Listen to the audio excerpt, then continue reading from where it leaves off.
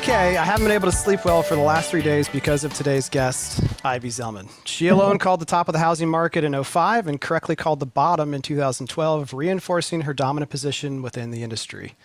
She also recently published a book right here called Gimme Shelter, Hard Calls and Soft Skills from a Wall Street Trailblazer. Ivy, thank you for making my Christmas wish come true and spending some time with us today. Well, I'm very honored and appreciate the opportunity. It's great to be with you, Kevin. So I love origin stories, and our origin story, at least from my recollections, was from 2010. So no harm, no foul here if you do not remember, because I was probably completely forgettable back then. But you were attending the March Madness tournaments, I think in Indianapolis that year. And we had just recently started participating in your survey. For those of you who aren't familiar, Ivy and her team sends out a regular survey to builders around the country, and all types of companies around the country now, actually, to get input of data. And I was responsible for filling that out. And we had just done a press release on the wire about selling 26 homes in a single day in Pittsburgh in 2010. And I think because we were new participant in your survey, you called me up live from the tournament because there was screaming in the background. And you were like, hey, I wanted to give you a call because I know you sent us data, but how the hell are you able to sell 26 homes in a day in 2010 in Pittsburgh? Like the armpit, no offense. I mean, I lived there for 8 years. It's a great city, but how did you do that? And I was like, oh my gosh, I'm talking to her. But you were very kind and warm. And I think you pinged me one other time as a follow-up to that. But that was when I first knew that I had to keep track of where you were going and what you were doing and what you were saying. Good memory, a very good memory, but pretty unusual in that period to have that type of early indicator that things were changing.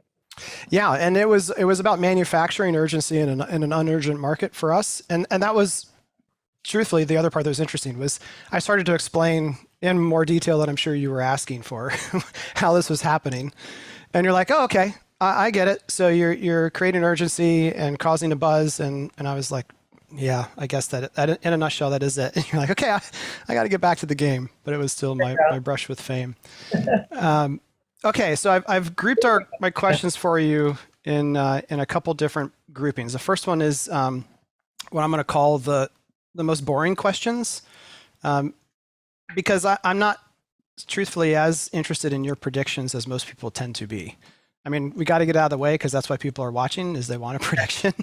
But I'm way more interested in trying to help people understand how you come to your predictions and how you think and process information, especially in ways that let you continue to be free from bias as much as possible.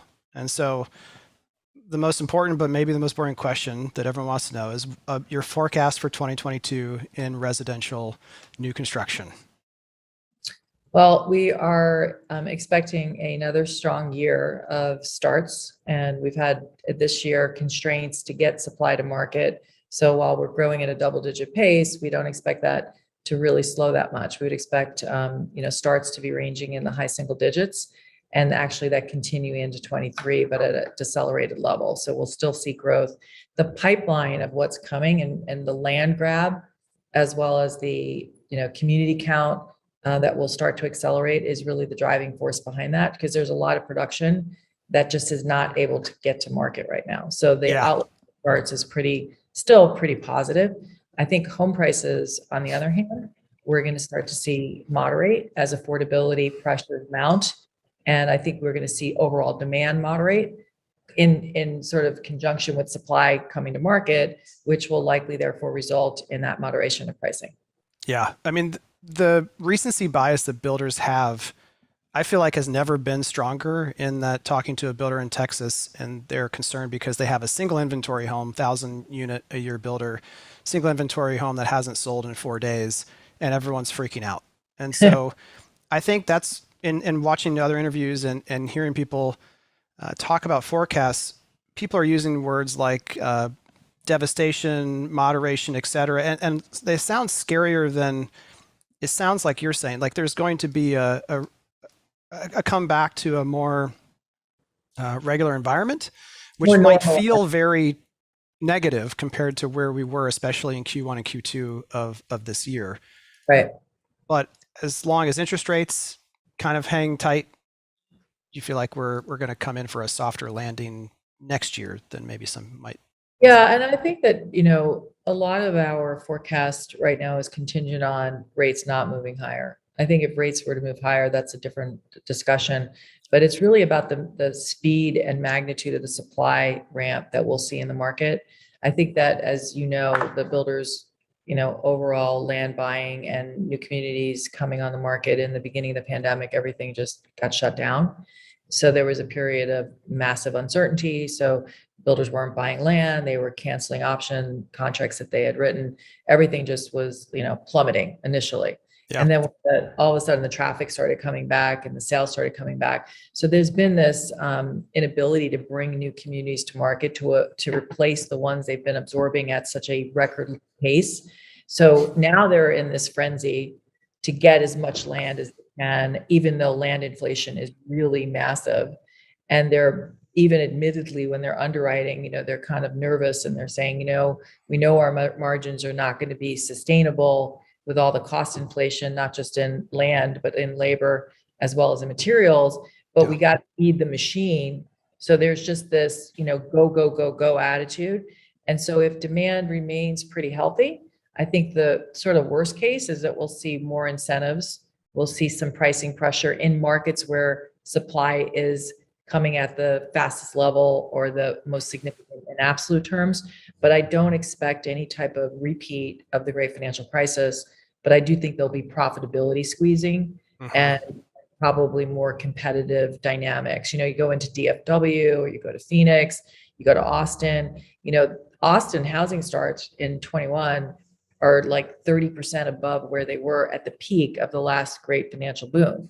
And the same thing in DFW, we have 60,000 starts. I think 49,000 was the peak in the prior period. Now you say, well, the population and households are there's more people, but what people don't really appreciate is that it's actually decelerating level of households in Texas relative to the prior decade. So it's not so much the absolute. You really have to focus on the rate of change, and the level of starts is much bigger in a rate of change in an aggressively increasing way than level of households that's actually still really strong household growth. So for Texas, as an example, household growth was up 18% in 2010 to 2020, but it was down from a peak of 23% in the 90s to 2000, 21% from 2000, 2010. So as that's decelerating, you have to make sure that your supply is also, not growing too much above that new absolute level. And in places like Austin, also the amount of investor activity in comparison to prior years of growth is also unusual for that state. Yeah, I think that just speculation is rampant everywhere. It's kind of like I talk to, whether it's your Uber driver or the person who works in a restaurant, people are trading, crypto, and there's just euphoria everywhere. And the same thing with investors speculating in residential real estate. Because you know what? I don't want to be just long equities. Maybe I don't want to just be in crypto. I want to, hey, this housing market is on fire. Let me speculate and buy, homes that I can then hold and rent out. And we see.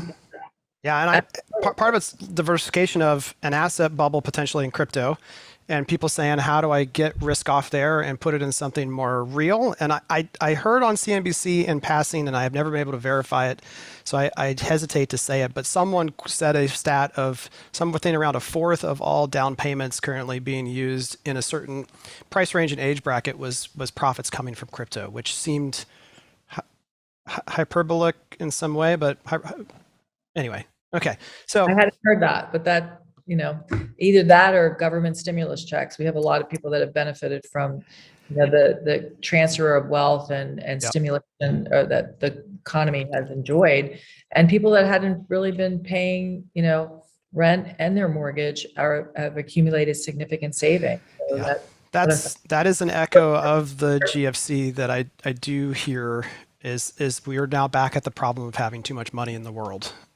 Essentially. So we did ask for folks to submit questions, and Brian from Eastwood Homes, Steve from Fisher Homes, and Zellman from Summit Homes all kind of requested a follow-up, just talking about regionality that you're seeing and kind of the pros and cons of the Southeast, Midwest, Southwest, Northeast markets. Anything that you want to Yeah, I highlight think there? there's no question that, it's almost as simple as saying the red states are much better positioned than blue states, although, you do have some anomalies there that don't fit that per se. But I do think that, it's not a secret that the Southeast and the Southwest have the strongest household growth, even admittedly if it's decelerating. So I think that the builders and developers have all kind of concentrated their capital allocation to those markets. And therefore, while extremely healthy from a relative perspective, it's all about how much supply is coming. So the risk is that everyone is saying, I want to be in the growth markets. I want to be outside of the Midwest. I don't want to build It's in like Cleveland. everyone wants to be an Apple and Amazon and Tesla, right? It's kind of the I same. mean, it's just I hate to say it, but builders tend to, you know, be a little bit like sounding too derogatory, but sheep. They hurt. No, that's correct. That's 100% correct. That's how everyone sells everything to a builder. Is you just say, "Did you know Builder X is doing Y?" And they're like, "They are." Well, it's like a FOMO thing. Yeah, It's like right now the new hottest thing is build for rent. If you're not doing build for rent, something's wrong. You're missing out.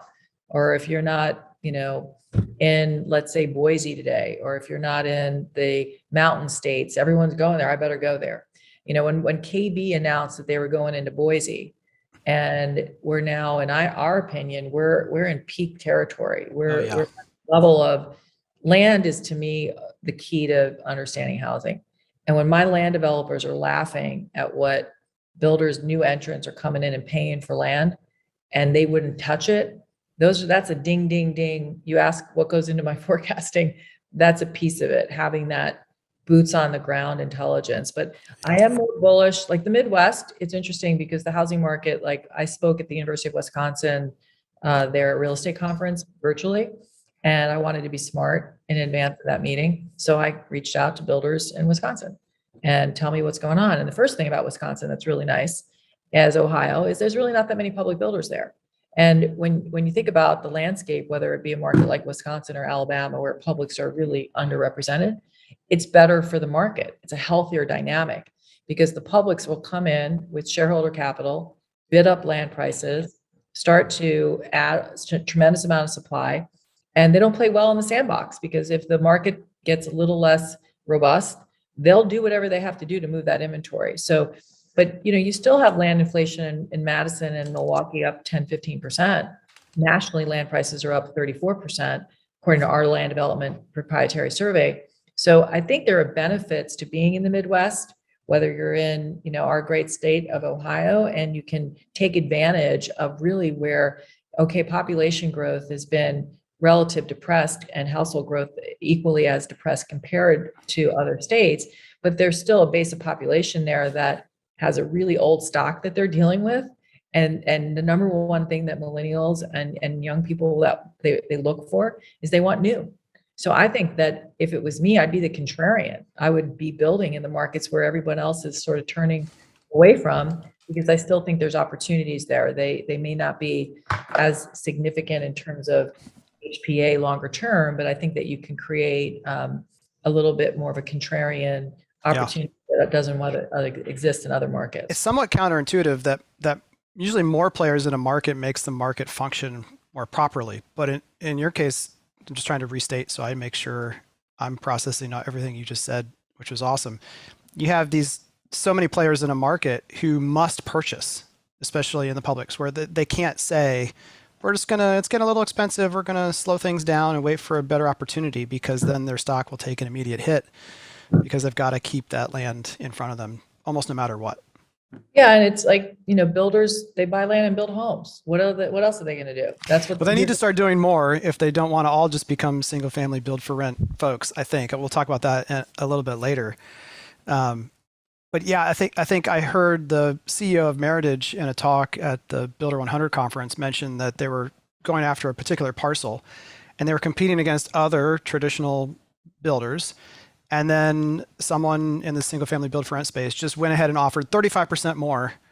And instead of just saying 5% more, 8%, it was like, no, 35, give it to me now. And he's like, I just want to call them up and say, don't screw up the market for everyone. Like, outbid us if you want to outbid us, but you are completely pivoting the land value. That's a new dynamic that is really fascinating to, being an equity analyst and analyzing this dynamic of right now. We've publicly aggregated with a deep dive thematic report we did on build for rent just this fall, that at the time, $60 billion of capital had been publicly announced to pursue build for rent. And by the way, that's predominantly unlevered, some leverage, but predominantly unlevered. Wow. And since that publication, and call it late August, it's now 75 billion. And while 6 billion is actually leased up and 10 billion of the 75 is actually in development, that stuff's coming. And it's coming at, in our opinion, the level of inflation embedded in the land they've acquired. We just don't know how they're going to get to the returns that they promised their investors. But like everything, if you're an investor in today's euphoric market and you're raising money and your investors expect a return of, call it, double digit unlevered or double digit, high double digit levered, you've got to put that money to work. So the resi asset class is the prettiest girl at the dance. So that's where all the capital is trying to get allocated, but they're willing to pay up for that land so they can tell their investors, okay, we've deployed your money. Because, Kevin, if you get, $1 million and you give it in a high net worth, let's say capital raise and a debt fund, and you give them $1 million and it's 6 months later and you're like, well, did you guys invest the money? And they're like, we haven't been able to invest it. We haven't found anything attractive. Yeah. That's not okay. Yeah, that's biblical anyway. Like hiding the talent is not what anyone's supposed to do. You're supposed to go out and use the talent.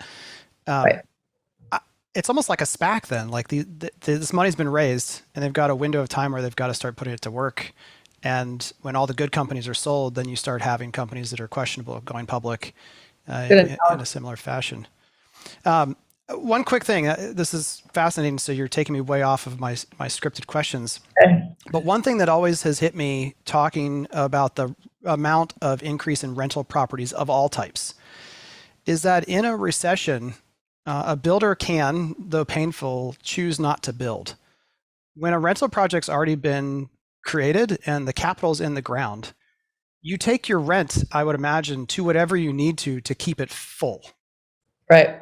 Is there a dynamic there that could make a future downturn, whenever it comes, a more severe one, where those folks are going to take their rent down to a degree that forces people to, again, reset the rent versus buy affordability questions, or I don't know if that question makes sense to you, but is that a real phenomenon?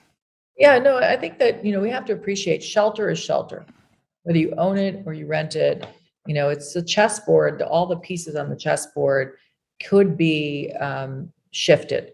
So if I'm a renter right now in, let's say, Phoenix, and I'm renting a 4-bedroom, 3-bath, 2,000 square foot home, and it's costing me $2,000 a month.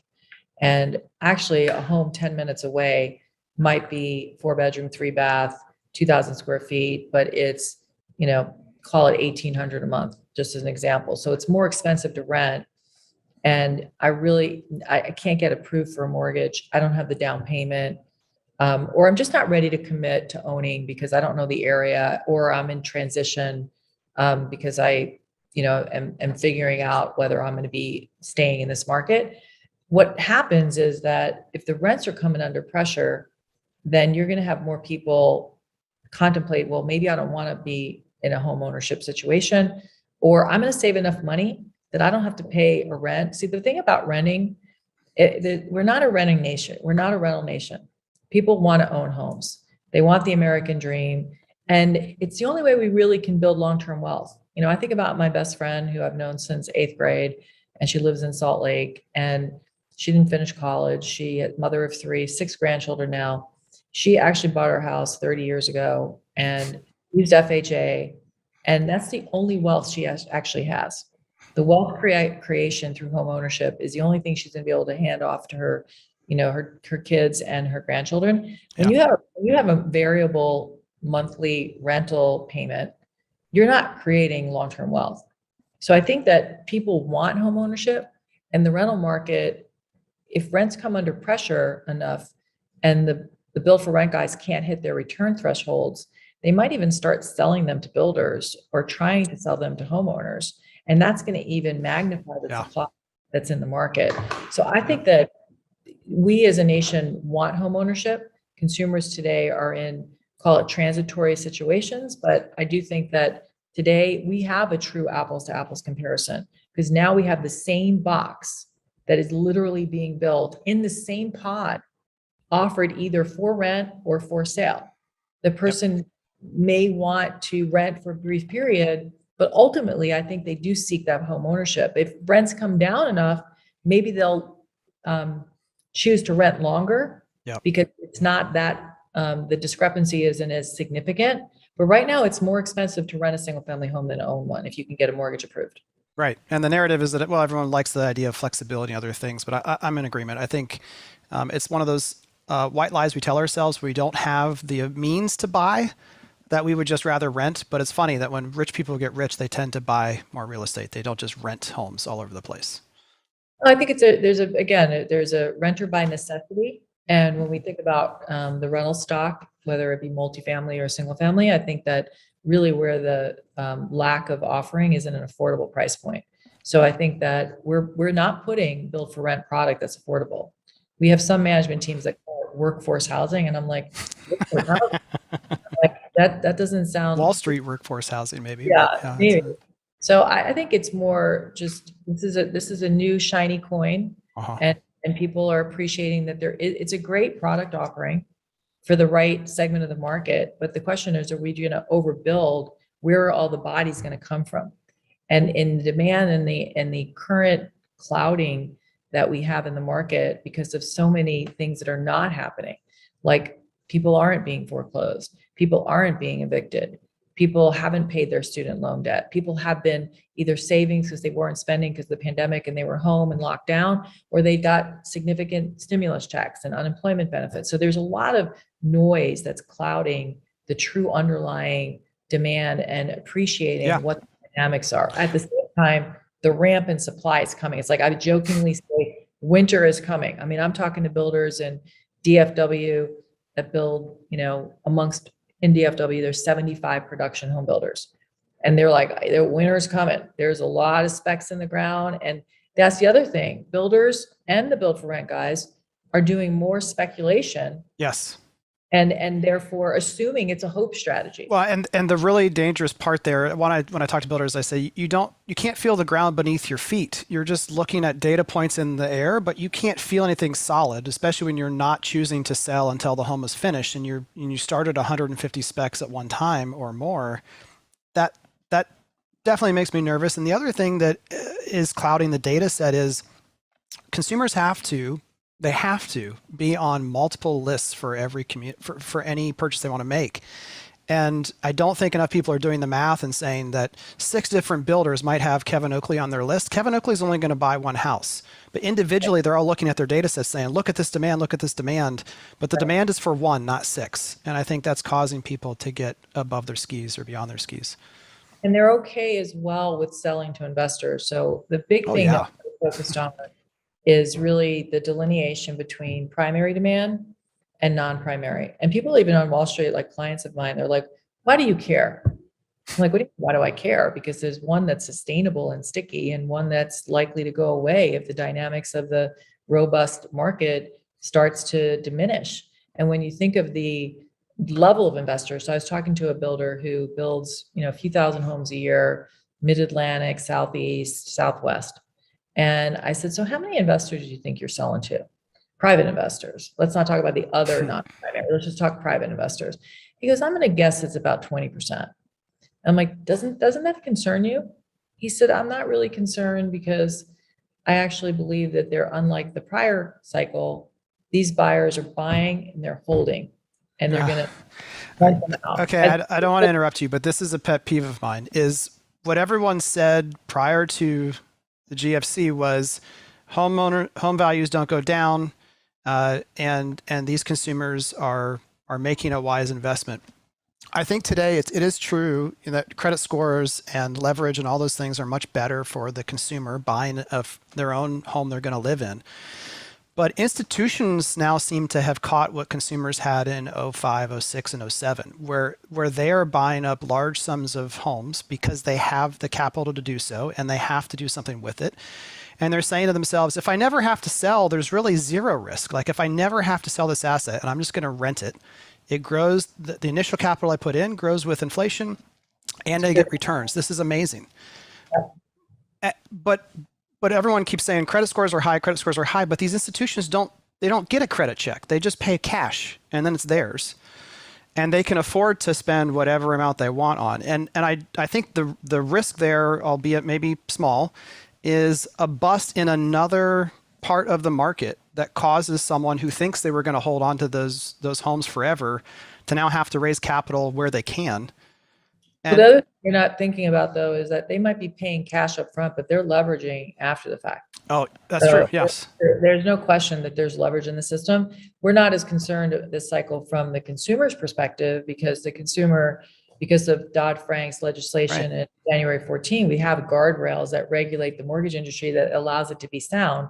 I mean, the FHA buyer, if they're buying right now, they could be negative equity tomorrow if home prices were to stop this robust surge. So I do think that there will be people that get caught in whatever correction that I think is inevitable of when, but the institutional investors are buying at a level of conviction that we have a massive deficit. There's anywhere forecasters out there saying there's 3 to 6 million units in the United States that we're short. And that premise gives them a whole lot of conviction. If you build it, they're going to come indefinitely. We have pricing such a incredible amount of demand that pricing is almost inelastic because people have no choice. They got to live somewhere. And so this is the mentality of the capital that's coming into the space because they have to justify in some cases how they continue to bring more of these projects to market. And right now it's like the only time people scream fire in an auditorium is when they actually see the fire. Right now there's no fire. Everything's great. Right. But let's take your analysis a step further. So we know that about 40 to 50% of all starts are started right now as spec. For the publicly traded companies that account for 42% of new home sales. We also are tracking about 15 to 20% of new home sales through the proprietary builder survey that we do, private builders, which is, oh, by the way, 95% correlated to publics. So we're able to track more than half the market. And what that speculation will mean is that, okay, they might not have a lot of specs completed on the ground that aren't selling right now. And they might even have a window where things start to moderate, but they've got money, capital, sewage in the ground. Once you get to a finished lot, even if you don't have a spec on it, it's costly. You're going to go vertical. You're going to build a house on it and you're going to try to move it and monetize it. So it's not just the specs on the ground. It's the capital that's been deployed. It's the development that's already happening that would almost make you like, once you're pregnant, dude, you're going to have that baby. Yeah. And I guess that's my thought is just that everyone in the institutional side, again, they're seeing it as they don't care if it's a liquid asset or not because they don't plan to sell. But if Bitcoin goes to $5,000 or someone else gets highly levered and explodes and causes a mild contagion and you need to sell real estate, Zillow just showed us like they can't sell homes fast enough. Right. And they're not going to be able to pivot. And then individually in a market, it could cause a mini bust. Well, I think that's a good example because Zillow, which was definitely a Zillow problem in this market, if you're trying to sell homes and losing money in what I would call a ridiculous seller's market, then you obviously way overpaid and the cost of rehabbing those homes. But let's talk about the segments of non-primary buyers. So you got second home buyers, which are real. I mean, why not? Free money, go buy yourself a second home and maybe you'll buy a few second homes. And then you've got the private investors we already spoke about. We already spoke about the institutional investors. You got the fix and flip mom and pop guy who's going out and that product is speculation. And a lot of it is really gutting homes and recreating on that same lot. And then that's one area you feel bullish on. Well, I think it's more opportunistic because a lot of the stock in the US is now, call it 45 plus years old. It's way older in the Midwest and the Northeast. So we need to replace that older stock. And so I think that you can be successful if you can scale it. And a company like Thomas James Homes, they're doing it, and they're doing it at scale. There's really very few that are doing it in scale. It's more mom and pop, but it's speculation by mom and pop. And if they're going to take on this big gut, this big rehab, they're speculating that they're going to be able to flip it at a better price. But it incrementally is what helps to push home prices up. If there's more buyers in the market that are not primary, it all supports us, which leads me to the last segment of the non-primary, which I like to call the liquidity providers, the iBuyers, the ones that are in the market paying cash to remove a unit off the market for a brief period. And that pushes up home prices. Yep. Take Phoenix, for example. Phoenix is the number one iBuyer market in the country. And the question is, what happens when the market is more challenged and it's no longer a seller's market and you actually have demand moderating? Even worst case, a buyer's market. What they're going to move that inventory. They're not going to sit It goes back to my example of the rent. People who own buildings that are for rent, they're going to take the rent to whatever they need to, because at least you're not losing money. Same thing with the iBuyers. Yeah. And also the thing people don't realize, I think, is that a lot of iBuyers are acting as brokers for companies like Invitation Homes. It's not every deal, but they're just being told, go find us this many units because we want them. And so they're able to overpay because they know they don't even have to rehab it. They're just going to toss it over. Yeah, and in some cases it sits in escrow, it doesn't even close, and they're just funneling it to the SFR guys. I think it's a bigger number than anyone appreciates. Like I agree. Redfin Now on a conference call, how much of your Redfin Now product are you selling to SFR? And they said 0, and they consciously don't. Yeah. But when you talk to the Open Doors and the others in the market, they'll say maybe 10%. You know, when you say 10%, you really mean 20%. And it just, to me, it's probably a bigger part of the market. And, you know, I literally couldn't believe it. My dad bought a house actually in Humboldt, Texas, that 2,000 square foot ranch, and it was 300,000. And when he was at closing and him and his wife told me about it, the woman who was doing the closing, she's like, well, I own 9 houses here. And I said, 9 houses in that community? And maybe my dad's wife got it wrong, but I was like, really? And then she's like, yeah, my boyfriend owns a bunch of houses and we rent them out. So this is sort of a little bit of a reminiscent of, the shutters are real. Okay, a couple of rapid fire things from your book that I want to highlight because we're quickly running out of time, and then maybe one more, get your tinfoil hat on Kevin's crazy question if we have time. There's a quote that I loved from your book that said, don't try to manipulate people when your high quality work should be enough. I feel like that should be on people's wall behind them as they're doing work, but kind of give context a little bit of what you really mean by that. Well, I think that, you know, what we really strive for is to provide unbiased perspective. And we rely, a lot of our secret sauce are the owners and operators that are C-suite executives that are giving us the real live sort of pulse of the market. And so we're not trying to fit it in a box to make it, you know, support a view we have and that we want to stick to. We'll ebb and flow with whatever the information we're aggregating, and we marry and triangulate that with the public data that we have available, and ways for us to delineate and triangulate to other aspects of the housing market. So I think it's just we're utilizing information to help us understand where we are in the cycle, what the expectations can be on a go forward basis, and we're not going to manipulate anything. We're just going to give you, I am what I am, like Popeye the Sailor Man. I'm not going to manipulate it to make it fit a certain view. Yeah, and I think also when you've got good quality work and data, it is very tempting, especially if you know you're good at it. That was something else I picked up. Like, you know, you're good at, you could manipulate people's emotions. You could get backstage at concerts. You could, do what you needed to do to sell an idea. It's really tempting when you have that skill set and you have high quality work to say, but I could go here so much faster if I just, adjusted this and maybe said this with different emphasis. And it's a certain amount of restraint that long-term might pay off if you just keep yourself more centered and just say it like it is. Yeah, absolutely. Okay. I know the answer to this question, but what drives you, power, prestige, or money? Well, you know the answer, but prestige has always been the driver. Yeah. I think when I was asked that question, I was initially taken back because I thought there had to be a right answer. But the truth is that, I asked my husband and my business partner, Dennis, And they both said money. They said, because if I have money, I'll be powerful and I'll be prestigious. And if you say, well, if I'm prestigious, then I'll be powerful and have money too. So you can go, it's all circular.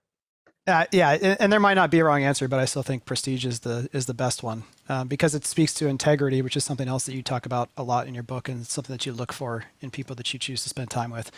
I was pleasantly surprised to find out that you regularly get together with Hobby Hannah for breakfast at a nearby pancake house. Yeah. Everyone who knows me knows I'm a big pancake aficionado. Hope to be a worldwide expert one day on the subject. When you go to said pancake house, Pancake house, yes. Don't disappoint me, Ivy. Do you order like an egg white omelet or do you get pancakes? What do we get? Stack of 3 big pancakes. Okay, all right. I love it. Lots of syrup. And then the last one from the book is you had an experience where you called out a company by name, WCI, at the Builder conference. And Jerry was not too happy with you, kind of got in your face.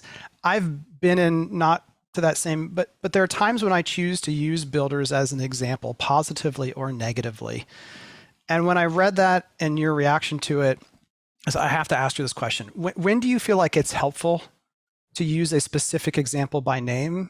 And when is it not? Or is there I actually changed a few people's names after like a few other people read it. And Yeah. I tried to take the high road as much as I could in the book. My daughter laughed. She says, Mom, this is like a total G-rated book. Like nobody really knows you. And you make dad like a saint, and we know he's not. So, Yeah, right. But I think there were times that it was so blatantly bad. And Jerry Starkey, sorry, Jerry, you were just an asshole. And, I think therefore total assholes could be Yeah, named. and I don't even just mean in the book. I just mean like at that conference, calling out WCI. Like I call out certain builders now for overly focusing on the transaction on buy online. They're like, we're selling houses online. Like, no, you're facilitating a transaction. What your customer really wants is to remove that feeling of loss of control. And so, yeah, you're charging $0 to reserve a house online in the hottest housing market ever. I'm not impressed with that, and that's not the problem we should be solving. But just calling out a company as doing something like wrong. the epiphany of what was going on. I mean, they were basically investor gone wild. They were a perfect example of the report we wrote in '05 called Investors Gone Wild. So I was giving example of builders that right in the thick of it, and there was no better example than WCI. So if that was a way to demonstrate to the audience, and they know WCI, then they're like, oh yeah, I get it. And that's why he was so upset. I think that's okay. That's encouraging to me, because that's how when I use a specific example, I am tapping into that builders like to copy like sheep thing. But when they just won't listen to me any other way, I'm like, okay, then this builder here, that is not how you should do it. That is. But I do try to protect. Like I will never divulge the private builders. Like I'll mention I talk to a builder, and the confidentiality is just. I live in and die by that. So I think with public companies, they're public. They're public, and I will say whatever. Not always. I've been called jihad and a few other things, but I am what I am again, and I'll use the information that I think best suits the way to articulate what the thesis is. Okay, final question. I won't be able to get into necessarily all the answers, but my concern as a former builder and someone who loves builders for what they do in the world, I think builders generally are not getting the fair amount of value from partnerships or agreements in the build for rent space. Getting the land, getting it approved, getting everything in preparation, and even building it. And then they're giving away too much to the people who just bring money to the table when money is easy to get. And so one of the things I think a lot about is just the number of private builders that I'm working with and talking with who are getting into the space, but giving up so much for what they're doing. Builders are ultimately going to have to find ways, as affordability keeps getting compressed, I think, to find money beyond the initial transaction. But is there anything else that you've heard in your network or from talking to people beyond just getting involved in build for rent that makes you say, maybe there is another way beyond just turning shelter into rental? I understand your question correctly. Is there a way for a builder to participate more in the upside rather than leaving money on the table. Is that? Yeah. To rephrase it, if you're doing 90% of the work, but you need the money and the money's given, and you're only then ultimately 15, 20% of the deal long Right. term, I don't think they're getting the right amount of equity for the value they're offering in the proposition. And so, It depends on the timing of when, the land was acquired. And, if the land has got a low cost basis, I certainly wouldn't be acting as a GC and getting fees and working on behalf of a build for rent operator. right. But I think there's, let's say land that's today a large Yeah. person. To get the deal done today, it might be a necessity. Well, it might be also counter-cyclical for you and somewhat of an Edge. insulator. Yeah. I talked to a builder who is relatively small and reinventing himself, and he just is right now happy to have a BFR client who he's acting as a GC and he's locking in his fees because he's scared shitless that this market is going to turn. And so this way he can monetize the land that wasn't inexpensive, and he's got a portion of it allocated for sale, but he's guaranteed now. He knows he's going to make this much money on the BFR deal because he got the agreement signed up front. So that gives him peace of mind.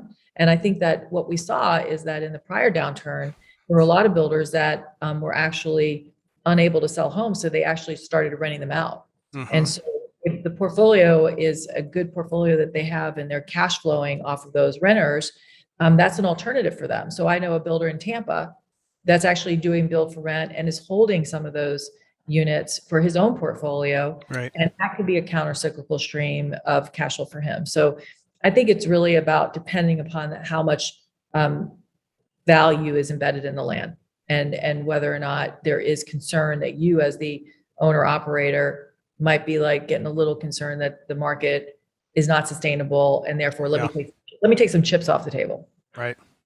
It's always concerning though when you're partnering with the company that is also your rival in terms of at the end of the day it is shelter, like you're saying, right? So, but everyone needs to hedge their risk differently. Yeah. Ivy, as predicted, time has flown by. I want to be respectful of the time you've given me, but thanks so much for stopping by. And hopefully there's a couple hundred people or so who haven't heard of you who are now super Ivy fans. We'll have links to your company and your LinkedIn bio and the book and all those things in the show notes. But thanks so much for coming on. Thank you, Kevin. It was awesome. A lot of fun. Happy holidays, everyone.